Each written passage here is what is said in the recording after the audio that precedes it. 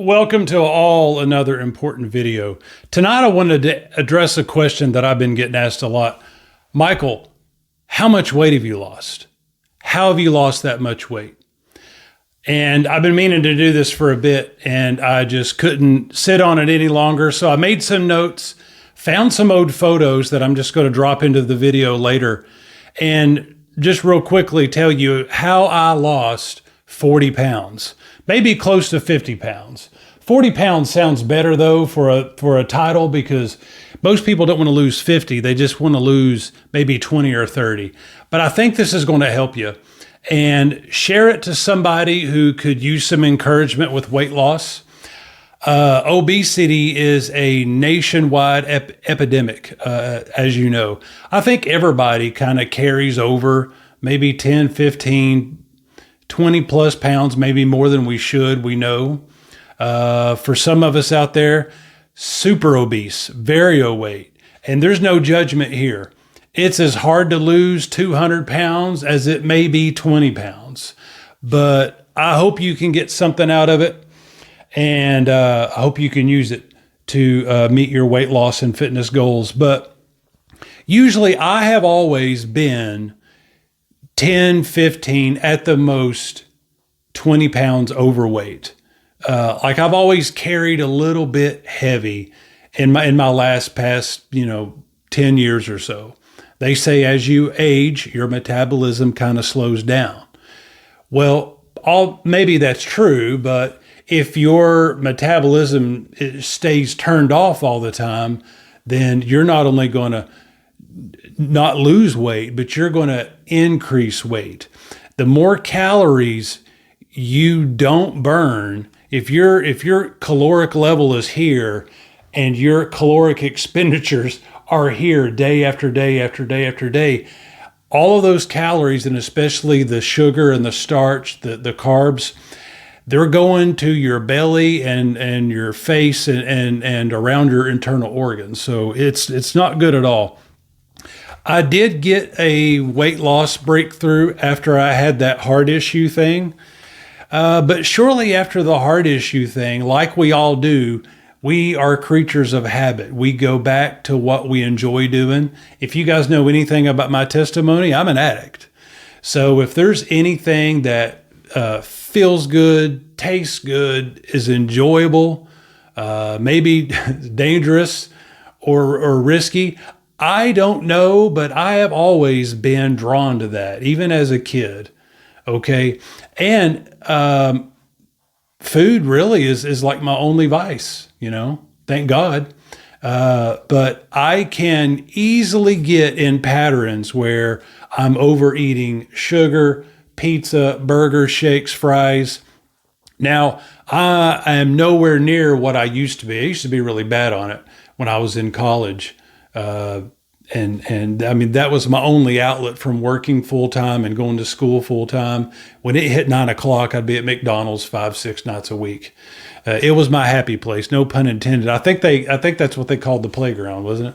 The happy place or the whatever it was. But anyway, so let me jump down to photo 1 and 2.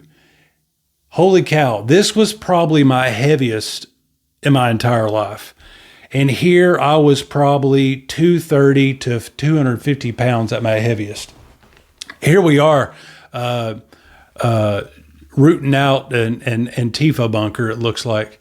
But this is me at my heaviest. And you can see the gut. Just that's disgusting, right? And somehow I managed still to have a hot girlfriend, but that not for long though, because she got tired of hugging me and her arms could only go around half of me. And that's funny and sad at the same time, isn't it? But, all of that is just dead sugar. That is dead carb sugar weight right there. And that is very unhealthy for your internal organs and your heart and your blood pressure and just your appearance in general. So photo 3 and 4, this is typically what you would see me around. 220, 230, maybe 235. This is kind of what I normally kind of carry around. Not slim, but not obese either. Just carrying around an extra 10 pounds or so. And I've always been able to maybe lose a little, but then I can gain it back really quick. But sometime at the beginning of this year, I don't know when it was exactly, but I got back into a fast food rut. And regardless of your age or your health history, it's just not a good situation for yourself. But it is super easy to get into. They thank God for RFK looking into the nutritional nightmare, which is sugar, ice creams, fast food. There are sugar properties, and they have spent millions and millions of dollars of research to find what is the best tasting French fry, ketchup, milkshake. These things that go on your burger or your food that you think may even be healthy is still spiked with a lot of sodium and sugar. And so I found myself into another fast food rut. And then along with that I got a kicking for ice cream, man. And when you have an addict personality, one is never enough. And so whether you're an addict or not, the sugar in that stuff is addictive. And man, I put on the pounds like crazy. And not only that, I seen how dangerously delicious this stuff was. And I'm like, man, this is going to be one of those things for me. I just have to cut it out completely, because there is no, they say moderation's a killer. Everything in moderation is a real good cop out. But it's also can be a killer for you too, because with some things, there is no moderation. And that was the case for me. So I cut out the ice cream and the shakes and the sugars, just cold turkey. And that's kind of the way I have to do things. And believe it or not, I had withdrawals. You will hear about people having withdrawals from sugar or fast food. That and that alone should be a huge red flag and a wake-up call to a lot of people. What's in this stuff that's making me go through withdrawals? It can't be that good for you. So after a few days, the withdrawals for sugar went away. I'm good. I can do it. As long as there's no withdrawals, I can do about anything. And so I just stuck with that. And I was eating several days of good food and then several days of not good food. And so I just added more good food to basically dinner. Dinner is where the rubber meets the road for me. It can be fast food or it can be something very healthy here at home. Breakfast is no problem. My breakfast now consists of mixed nuts and the raisins, the box that they give you. Actually, I'm going to stop this. I'm going to show you what I do. So this is what I eat, okay? All right, these are the mixed nuts that I was talking about. And you get these at Food City, and they're unsalted, and they've got all kinds of raisins, dates, cashews, walnuts, almonds. This is the best. These are called bananas, guys. This is a fruit, all right? Fruit in the morning with some of those nuts is the best. It gives you a lot of good omega-3s, gives you a lot of good protein, and it gives you a lot of good energy, because you're getting healthy sources of calories first thing in the morning. And so I would only eat like one banana and a couple of handfuls of the nuts. You don't need to go overboard with it in the morning. And then of course, black coffee, no creams, no sugars. I know the ladies have a real problem with this. All the creams and the sugars and the spices in the frappuccinos and all the things you get from the coffee shops and Starbucks and whatnot. Loaded. It is essentially a milkshake with some caffeine flavor and some coffee flavor in it. So, I mean, don't fool yourself. Now, for lunchtime, it would be a small sandwich, and I mean a small, like a half of a sandwich, wheat bread, turkey, maybe some tuna fish, and chicken salad. I love the heck out of some chicken salad, but I got to be careful with that because I'll eat the whole thing, and and it's good for you, but not 2 pounds of it. Now at nighttime, I would broil my chicken. So I don't grill chicken, but I just call it grilled chicken for shorthand. People understand that. But it takes me 5 minutes. I throw in some fresh chicken sliced up into the skillet filled with water, bring it to a boil. All right. 3, 4, 5 minutes tops, stir it around, add some pepper. Guys, that's it.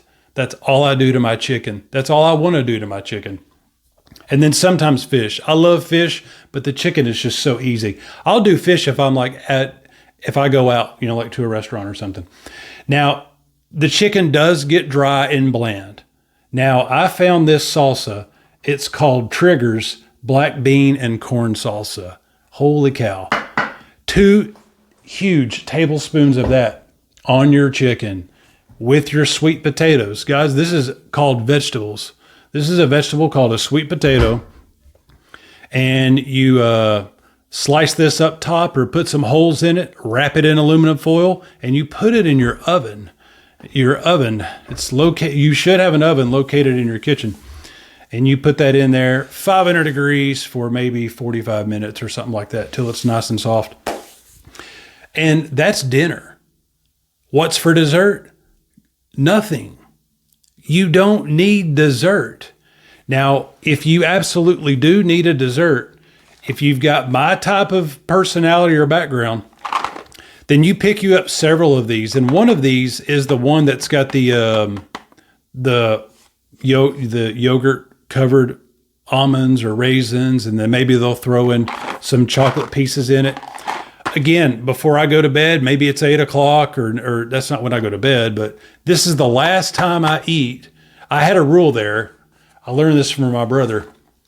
Eat before 8. And that makes it easy to memorize. Eat your dinner before 8 o'clock.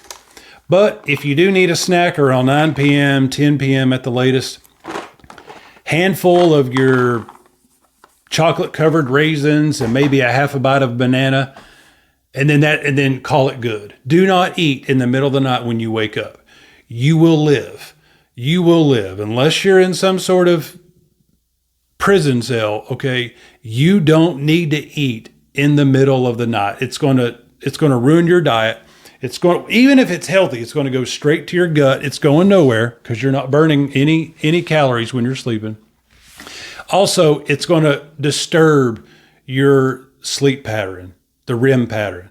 If you go up to go to the bathroom, you go right back to bed, not a problem. But if you get up and you eat, even if it's just for a couple of minutes, okay, you're turning on circuitry in your head that thinks, are we getting up for work or what's going on? And so you need to keep that super chill and low key so you can go back to bed and get your sleep. 7 hours of sleep. I don't know what you guys get, but you got to get good sleep. There's no reason to be losing sleep these days. Get more if you can.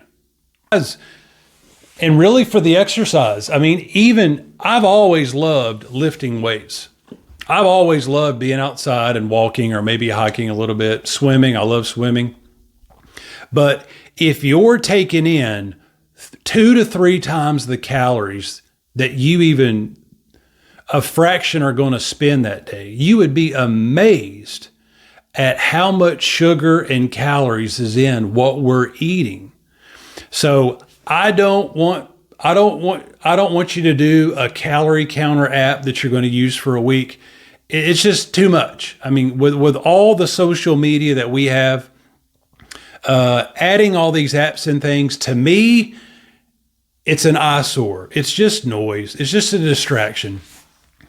You need to just Google whatever your regular diet is of what you're eating during the week. Just punch that in there and just ask it, is this McChicken good for me? What is in this McChicken? What is in this hamburger helper? What is in this rice?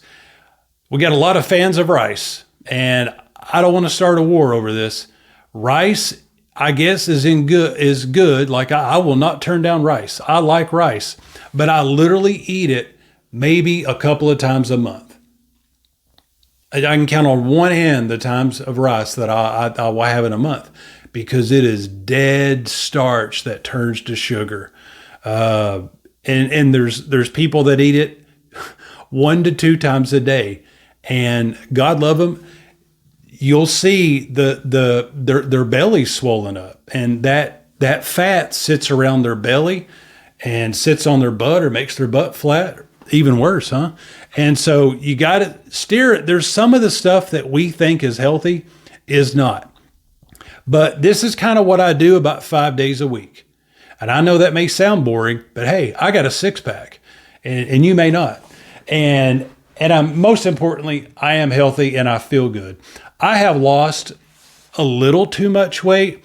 170 is a little too light for me. I need to be 180, 195 would be good if I could hold on to that 6-pack. Now, speaking of 6-pack, let me show you these photos here. This is what I look like as of last month. Photos 5 and 6. That's, guys, I am shredded. Huh? Come on now. How about that 6-pack? And it feels good. And I know that sounds so superficial. And what's the other word? I don't know. But guys, when you see your ab muscles for the first time in 10 years, I don't care who you are, man or woman, young or old, when you start seeing 1 or 2 of your abs show up because you've been shedding the fat, because you're eating better and you're exercising more, it makes you feel like $1 million, guys. There's nothing like it. So I hope, will you just promise me that you will try to find 1 ab, that you will work towards 1 or 2 abs? Can you do that? Give me a thumbs up if you can do that. That's just what I'll challenge you with. Do whatever you've got to do to get you 1 or 2 ab muscles showing. All right. You will feel and look like $100 million. But it's for good health. And yes, you'll look good too. But exercise wise, what I advise is do what you enjoy, as long as it's like real exercise. Sitting down on a bicycle, reading, I don't know. How much are you really doing? If you're able to read while you're doing something, I think it's kind of lame. I don't want to start a fight over it. I don't want to lose any friends over this, but if you can sit down and read while you're doing it, it sounds like you're just sitting down reading. Okay? You need to be putting in some work. 30 minutes daily. Walking, we used to make fun of the old folks walking the malls. Huh? Weren't they all kind of skinny? Weren't they in shape? When you start walking, I walk in the morning. I don't walk for long, but I'm really just doing it for the fresh air to see some trees, you know. I don't spend a whole lot of time walking, but I do walk every single day, 5 days a week. And on the weekends, weights, swimming. I would like to start jogging again. The weather's really good for it right now. And so rowing is good. You can sit and row, but that's some good exercise. Rowing is good.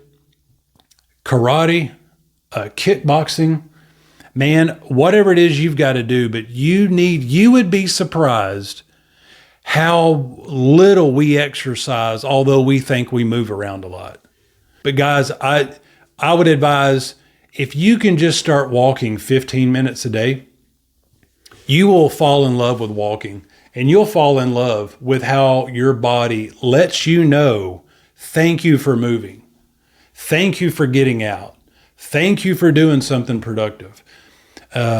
Your body will tell you, and your mind will thank you for it. And 15 minutes is kind of easy. People will tell you to go, you need to walk 30 to 45 minutes a day. Yeah, but no one's going to start with that. So just start with 15, and you will want to work up to that.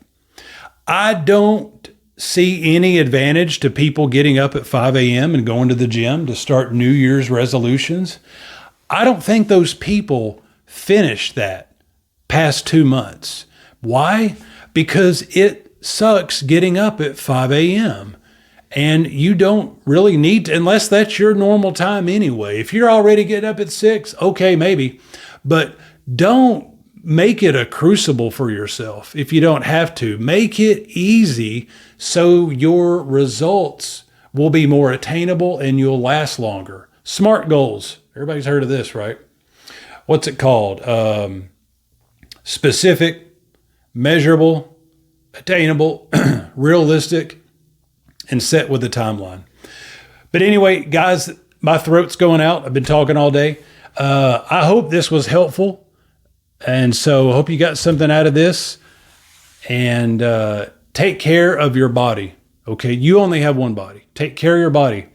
And goes, we don't get weak as we get older, but we'll get older if we're weak. All right? Take care of your body. So takeaways, eat better. Eat better than you think. Start Googling what you're eating, and you'll need to try, you'll have to cut out, a quarter of what you think is good for you, and then add on the good stuff. And limit your sugar. And I don't mean limit to one frappe a day. I mean like one day. I still have cheat days. I would not be alive without cheat days. I live for cheat days. Saturday nights or a Friday or whatever. I still have 1 or 2 cheat meals a week. I've got to have 3 now, to get back up to 180 where I should be at. But anyway, guys, hope you guys enjoyed this, and see you on the next one.